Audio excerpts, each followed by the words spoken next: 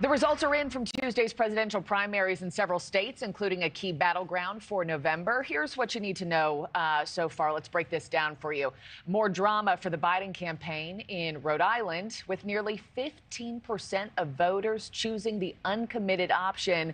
Pretty similar to results that we've seen from the protest vote efforts in Minnesota, also Michigan.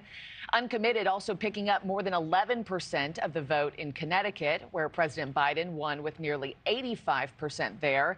On the Republican side of things, President Trump finishing with less than 80% of the vote in Connecticut, and Nikki Haley, who's not even in the race any longer, taking home 14%. The former president also failing to crack 80% in Wisconsin. Robert Sherman is in another Midwestern swing state for us this morning. He joins us live from Michigan.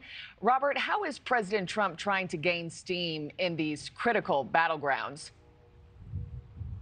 Yeah, Markie, there's been a big focus on bringing the border conversation to these Midwestern states. This is the issue that we're seeing Republicans truly focusing on as they eye opportunities later on this year in the November general election.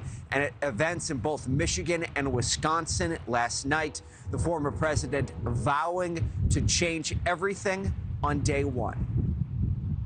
On day one, we will terminate every open borders policy of the Biden administration and begin the largest domestic deportation operation in American history, starting with all of the criminals that are pouring in, the criminals and the terrorists. Immigration quickly becoming the top issue of this campaign. Gallup polling finding 28% of Americans say it's their top issue overall, second being the government and poor leadership, the economy third. Even in the Midwest, over 1,000 miles from the border, Republican voters telling our NewsNation team it's top of mind. A lot of the things that we talk about is just kind of national security and safety. Making sure that we feel safe in our country. And I think that if Trump gets into office, he could definitely secure the borders a little bit more. As a young person, the economy is probably the biggest thing for me. Both of these states could prove highly critical as we head towards the general election. And as things stand right now, former president owning leads in the Decision Desk HQ aggregate polls. You see leads in both Michigan and Wisconsin. Those have held steady since late last year.